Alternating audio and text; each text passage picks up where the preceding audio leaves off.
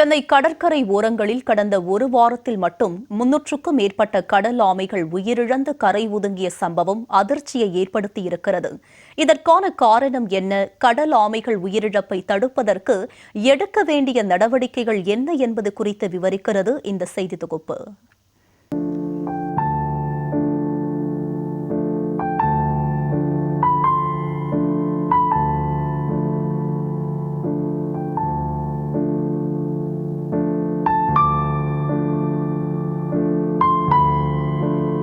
கடல் ஆமைகளில் பல வகைகள் இருந்தாலும் தமிழக கடல்களில் அதிகப்படியான பங்குனி ஆமை என்று அழைக்கப்படும் ஆலிவ் ரிட்லி வகை ஆமைகளே அதிகமாக காணப்படும். டிசம்பர் முதல் மார்ச் மாதம் வரை இனப்பெருக்க காலம் என்பதால் கடற்கரையை நோக்கி இனப்பெருக்கத்திற்காக கடல் ஆமைகள் நகரத் தொடங்கும்.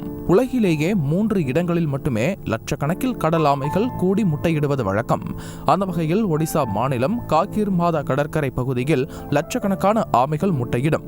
இந்த பகுதிக்கு செல்ல முக்கிய வழித்தடமாக உள்ளதுதான் சென்னை கடற்கரை பகுதிகள். பெண் கடல் ஆமைகள் எந்த கடற்கரையில் குஞ்சுகளாக பிறந்ததோ அவை வளர்ந்து மீண்டும் அதே கடற்கரைக்கு வருகை தந்து முட்டையிடுவது இயற்கையின் ஆச்சரியங்களில் ஒன்று.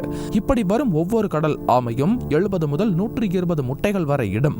மாறிவரும் கால சூழல் மற்றும் இயந்திரமயமாக்கல் காரணமாக கடல் ஆமைகளின் அழிவு நாளுக்கு நாள் அதிகரித்து வருவது வேதனை அளிக்கும் விஷயம்.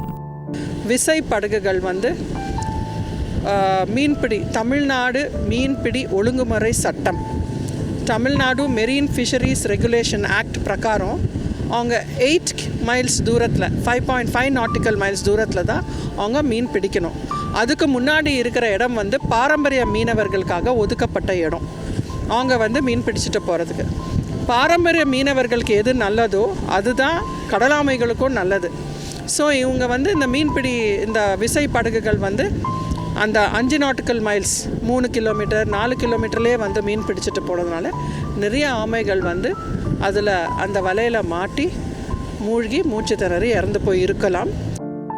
மீனவர்கள் பயன்படுத்தும் வலைகள் முறையான விதிமுறைகளை பின்பற்றாத விசைப்படகுகள் மற்றும் ஆறுகளில் இருந்து முகத்வாரங்களில் கலக்கப்படும் கழிவுகளால் ஏற்படும் மாற்றங்கள் தான் கடல் ஆமைகள் உயிரிழப்புக்கு முக்கிய காரணம் என்று கூறுகின்றனர் ஆராய்ச்சியாளர்கள். அதனுடைய இது நேச்சர் பார்த்திங்கன்னா இது நிலத்தில் இருந்து தான் கடலுக்குள்ளே போனது. எவல்யூஷனில் சொல்கிறது அது கடல் இருந்தாலும் அது முட்டையிடுறதுக்கு கடல்லே அப்படியே ஃப்ரீயாக முட்டையிட்டுறாது. நிலத்தில் பள்ளம் தோண்டி முட்டையிட்டு அதெல்லாம் மூடிட்டு அதுக்கப்புறம் தான் போகும்போது ரிட்டர்ன் ஆகிறதுலே சாகிறது. ஏன்னா அதனுடைய எக்ஸாஷன் அவ்வளோ டயர்டாகி அதிலே சாப்பிடாது ஒன்றும் பண்ணாது, அதிலே எக்ஸாஸ்ட் ஆகி அதிலே பாதி செத்து போனாலும் போயிடும். இந்த மாதிரி அதுதான் அதனுடைய நேச்சர்.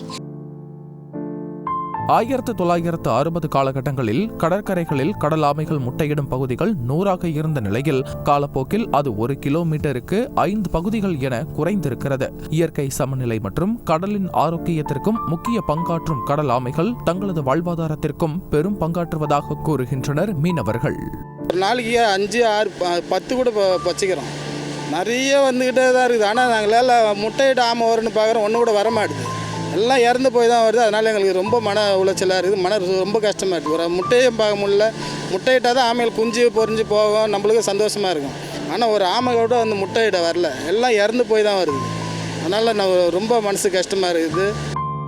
கடல் ஆமைகள் உயிரிழப்பை தடுப்பதற்கு அனைத்து துறைகளும் ஒன்றிணைந்து செயல்பட வேண்டும் என்பது வன ஆர்வலர்களின் கருத்துகளாக உள்ளது.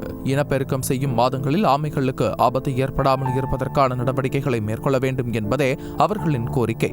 இயந்திரமயமாக்கப்பட்ட மீன்பிடி முறை, கடல் மாசுபாடு, கடற்கரை ஆக்கிரமிப்புகள் ஆகியவற்றால் கடல் ஆமைகள் இனப்பெருக்கம் மேற்கொள்ள முடியாமல் மடிவது ஆமை இனப்பெருக்கத்தை பாதிப்பது மட்டுமின்றி ஒட்டுமொத்த இயற்கை சமநிலைக்கும் பாதிப்பை ஏற்படுத்தும் விதமாகவே அமையும். இனியாவது கடல் ஆமைகள் உயிரிழப்பை தடுக்க அதிகாரிகள் நடவடிக்கை எடுக்க வேண்டும் என்பதே அனைவரின் எதிர்பார்ப்பாக உள்ளது. ஜெயா பிளஸ் செய்திகளுக்காக ஒளிப்பதிவாளர் பழனி மற்றும் லோகேஷுடன் செய்தியாளர் முகமது ஜெயலானி.